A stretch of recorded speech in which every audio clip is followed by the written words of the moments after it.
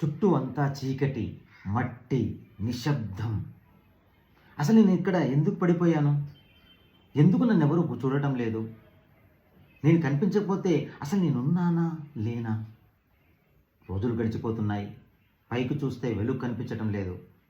చుట్టూ ఒత్తిడి, తేమ, ఒంటరితనం. అది తనపై నమ్మకాన్ని పెంచుకోవడం మొదలుపెట్టింది. లోపల ఒక సంఘర్షణ మొదలైంది. ఇది ముగింపు కాదు, ఇది ప్రారంభం. అది పైకి రావాలని నిర్ణయించుకుంది. మట్టి భారంగా ఉంది. ప్రతి అంగుళం కష్టంగా ఉంది. కానీ ప్రతి ఒత్తిడి దాన్ని బలపరిచింది. ప్రతి చీకటి దానికి దిశ నేర్పింది.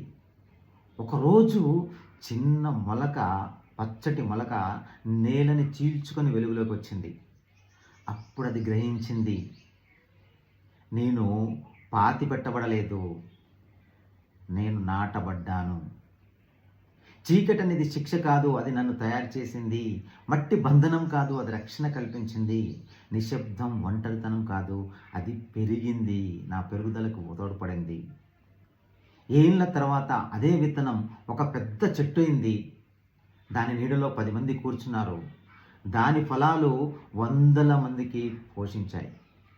అప్పుడు ఆ చెట్టు గుర్తు చేసుకుంది, ఎవరూ చూడని రోజులు, ఎవరూ చప్పట్లు కొట్టని సమయం, అదే దాని అసలు నిర్మాణం. భూమిలో ఉన్నప్పుడు నువ్వు కనబడవు, కానీ అప్పుడు నువ్వు పెరుగుతున్నావు. నీ జీవితంలో చీకటి దశలు ముగింపు కాదు, అవి నీ భవిష్యత్తు కోసం వేర్లు పెరుగుతున్న సమయం.